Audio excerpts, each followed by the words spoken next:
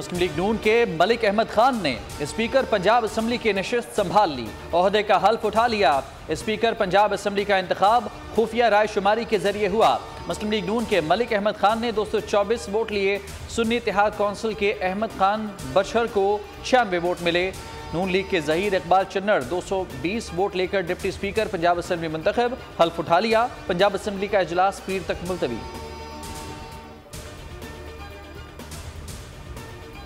कि वो सियासी जमातें जो धांधली के बगैर जीत नहीं सकते, वो आजकल धांधली के बारे में एहतजाज कर रहे हैं। शहबाज शरीफ साहब वजीर आजम बनने जा रहा है। पीटीआई अक्सरियत होने के बावजूद इन्होंने तो कोशिश ही नहीं की कि शहबाज शरीफ साहब का रास्ता रोके और अपना उम्मीदवार को मुंतखब करवाए। 2018 और 2024 के इलेक्शन में ज्यादा फर्क नहीं। जो जमातें धांधली के बगैर जीत नहीं सकती वो एहतजाज कर रही हैं। झूठे इल्जामात से हमें ब्लैकमेल नहीं किया जा सकता। Chairman People's Party Bilawal Bhutto कहते हैं शहबाज शरीफ वजीर आजम बनने पर पीटीआई का भी शुक्रिया अदा करें। तहरीक इंसाफ ने अक्सरियत के बावजूद शहबाज शरीफ का रास्ता रोकने की कोशिश नहीं की। अपने उम्मीदवार के लिए किसी जमात से वोट के लिए बात तक नहीं की।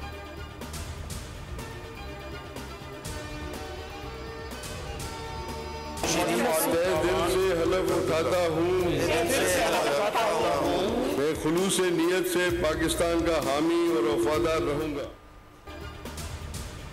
मुल्क में हुकूमत साजी का अहम मरहला, अरकान सिंध असम्बली ने हल्फ उठा लिया। स्पीकर सिंध असम्बली ने अरकान से उर्दू, अंग्रेजी और सिंधी में हल्फ लिया। गैलरी में पीपल्स पार्टी के हामियों ने जियो भुट्टो और जरदारी के नारे लगा दिए। शोर शराबे पर आगा सिराज दुरानी बरहम बोले, खामोश हो जाएं, हमें कानूनी कार्रवाई करने दें। स्पीकर का कहना था कि पूरा सिंध हमारे साथ है, एहतजाज करने वालों को ऐवान में घुसने भी नहीं देंगे।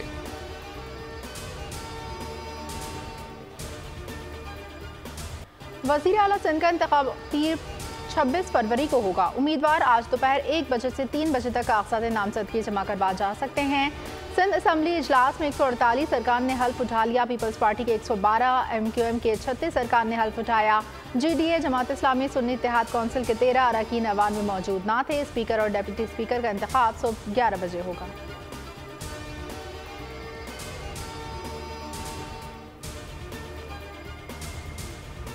सैयद मुराद अली शाह तीसरी बार वजीर आला सिंध नामजद। अवैस शाह स्पीकर, नवीद एंथनी को डिप्टी स्पीकर नामजद किया गया। पीपल्स पार्टी का अपने उम्मीदवार बिला मुकाबला मुंतखब कराने के लिए MQM से राब्ता।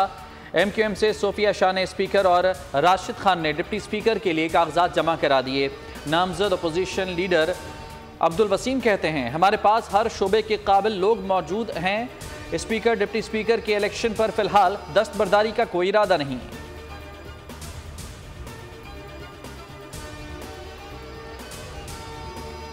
अरकान सिंध असम्बली के लिए खाने पीने का खुसूसी एहतमाम। मेहमानों की भरपूर तवाज़ो, चिकन टिक्का, चिकन खोरमा, मटन कढ़ाई, मछली पेश की गई। अरकान को खाने के बाद चाय और कहवा भी पेश।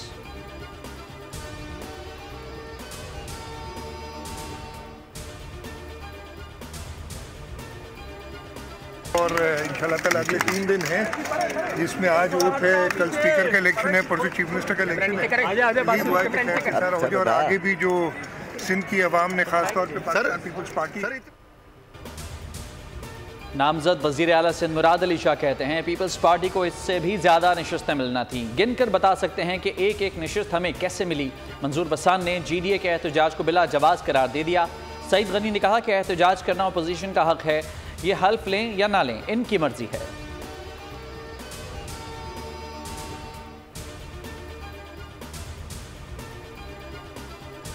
तो खत लिखने का मकसद ये है, मैं समझता हूं कि 9 मई को जो हुआ वो बहुत छोटी सी चीज थी। खत का मकसद उस जमात का ये है कि या तो हमें इख्तिदार मिले या तो हमें मैंडेट जबरदस्ती दिया जाए, और वो जमात करिए जो खुद 2018 के मैंडेट की बेनिफिशरी रही है। IMF को खत लिखने वाली सियासी जमात की सोच सामने आ गई। एक मसनूई लीडर इख्तिदार न मिलने का बदला 24 करोड़ अवाम पर खुदकुश हमला करके लेना चाहता है।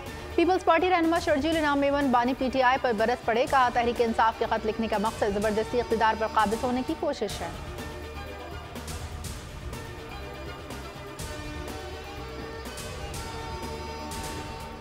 लोग यहाँ मौजूद हैं, ये जाली मैंडेट लोग, ये कब्जा मैंडेट वाले हैं, ये माफियाज करप्शन करती है, लूट मार करते हैं। अपने इन टैक्सों के पैसों को इन जाली हुकूमतों से इंशाअल्लाह छुड़वाएंगे।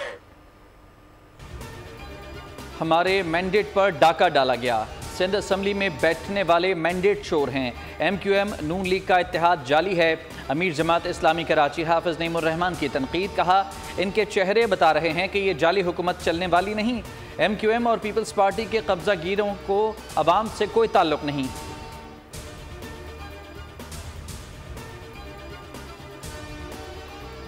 नून लीग और इत्तेहादी जमातों का मुश्तरका पार्लिमानी इजलास। मुस्लिम लीग क़ाफ, इस्तेकाम पाकिस्तान पार्टी और पीपल्स पार्टी के अरकान की शिरकत। स्पीकर और डेप्यूटी स्पीकर के हवाले से हिकमत अमली तय की गई। इजलास की सदारत मरियम नवाज ने की।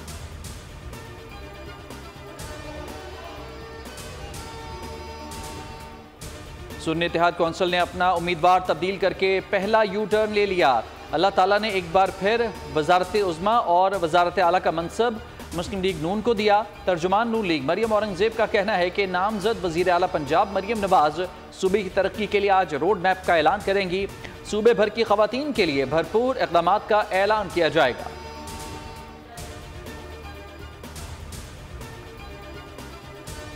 खैबर पख्तूनख्वा असम्बली का इजलास 28 फरवरी को दिन 11 बजे होगा। गवर्नर खैबर पख्तूनख्वा हाजी गुलाम अली ने असम्बली इजलास की समरी पर दस्तखत कर दिए। सूबाई असम्बली के नौमुंतखब अरकान हल्फ उठाएंगे। बलूचिस्तान असम्बली का इजलास भी 28 फरवरी को दोपहर 3 बजे तलब। इजलास गवर्नर बलूचिस्तान ने तलब किया। नौमुंतखब अरकान हल्फ उठाएंगे।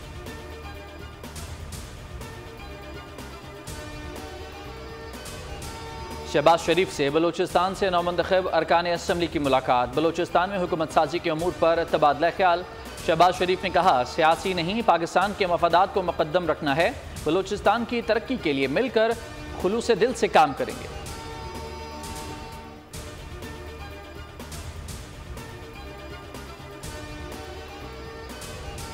मुल्क में 16वें कौमी असम्बली का पहला इजलास पीर 26 फरवरी को तलब करने की समरी सदर को इरसाल। समरी निगरान वज़ीर आज़म ने इरसाल की। इजलास के हवाले से तमाम तैयारियां मुकम्मल। नौमुंतखब अरकान असम्बली के रजिस्ट्रेशन भी जारी।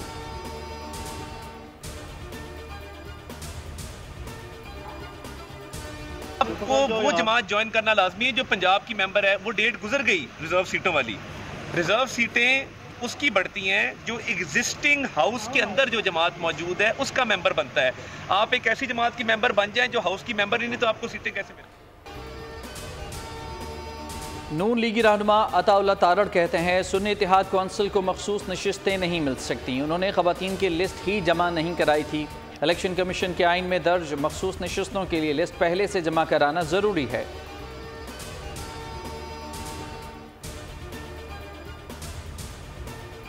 नहीं था ये माजी की तरह उसी तरह एक एक्सरसाइज, एक सिलेक्शन जिसको इलेक्शन का नाम दिया गया। हुकूमत तो अब बन ज़रूर जाएगी, लेकिन आप देखेंगे ये 9 महीने 8 महीने चलेगी भी या नहीं चलेगी। पाकिस्तान को नुकसान होगा, वफाक को नुकसान होगा, 25 करोड़ अवाम को नुकसान होगा। ये इलेक्शन भी सिलेक्शन था। पहले फैसले फिर इंतखाबात हुए। हुकूमत 8 माह से ज़्यादा नहीं चल सकेगी। मखलूत हुकूमत जितनी देर रहेगी मुल्क को नुकसान होगा। दोबारा इलेक्शन की तरफ जाना पड़ेगा। अमीर जमात इस्लामी सिराजुल हक की प्रोग्राम तब्दीली में गुफ्तगू। कहा, मफादात की लड़ाई से आवाम का कोई फ़ायदा नहीं। 2 ख़ानदानों की बादशाहत से मुल्क तरक्की नहीं कर सकता।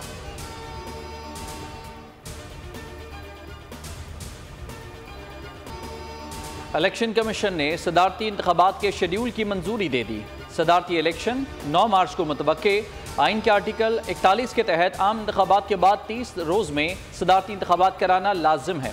सदर ममलिकत आरिफ अलवी की 5 साला आइनी मुद्दत 8 सितंबर को ख़त्म हो चुकी।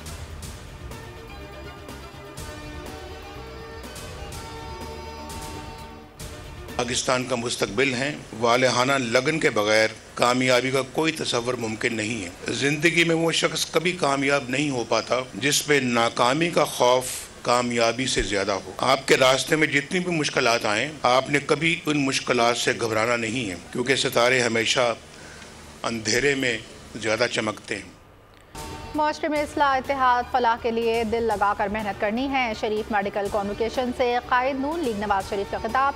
कहा, कामयाबी के लिए नाकामी का खौफ दिल से निकालना होगा। शहबाज शरीफ का कहना था, तलबा तालीम के बाद मुल्क और कौम की तरक्की के लिए भी अपनी तवानाइयाँ सर्व करेंगे।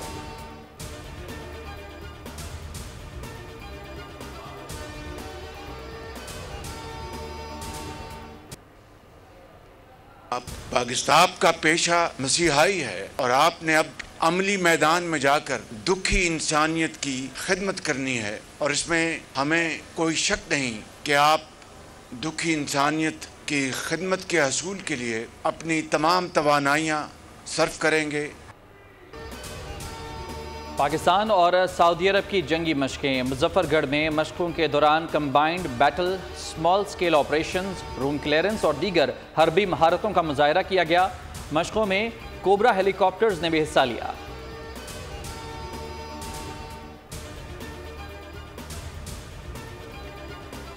कराची अमन का मतलाशी, जराइम पेशा नासिर को लगाम न डाली जा सकी। चंद घंटों में बल्दिया टाउन, गुलशन इकबाल सुपर हाईवे, जंजालकोट, मलीर के लियाकत मार्केट में फायरिंग के वाकयात में 4 शहरी जख्मी।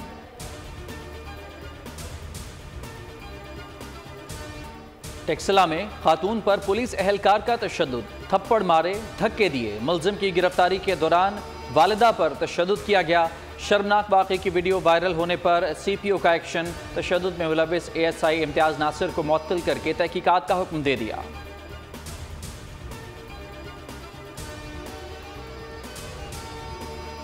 मुल्क के शुमाली इलाकों में बर्फीले मौसम का राज। पहाड़, दरख्त, सड़कें सफ़ेद चादर से ढक गईं। वादी लिपा में बर्फबारी। मुजफ्फराबाद में तेज़ हवाओं के साथ बादल बरसे। पीर मंगल को मरी गलियात में बारिश और बर्फबारी की पेशगोई। लाहौर में बारिश और यालाबारी मुतवक्के। पिंडी, अटक, झेलम, डेरा गाजी खान में भी बारिश का इम्कान।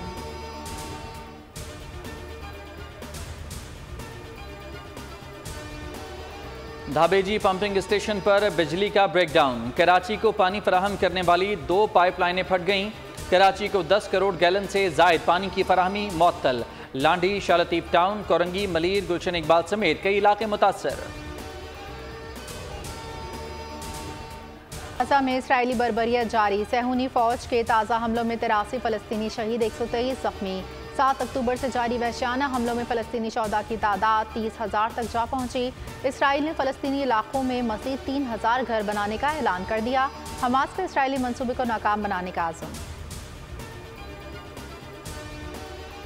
इसराइली बर्बरियत के खिलाफ दुनिया भर में मुजाहिरे। आयरलैंड में इसराइल के खिलाफ एहतजाज। आयरिश हुकूमत ने इसराइल पर पाबंदियों की तहरीक की मंजूरी दे दी।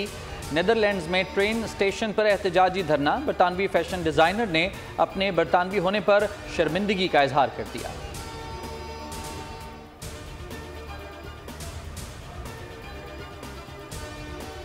PSL 9 का मेला जारी। कैरोन पोलार्ड ने 58 और शोएब मलिक ने 39 रन बनाए। सलमान खान ने 2 शिकार किए। शाहीन, हारिस, एहसान जहांदाद ने 1-1 विकेट ली।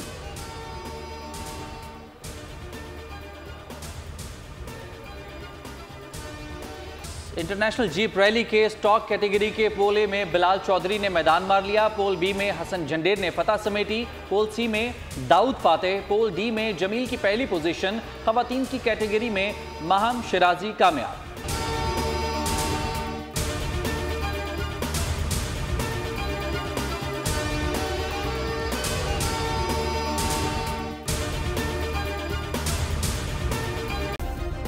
सब्सक्राइब करें और बेल दबाएं ताकि कोई खबर रह न जाए।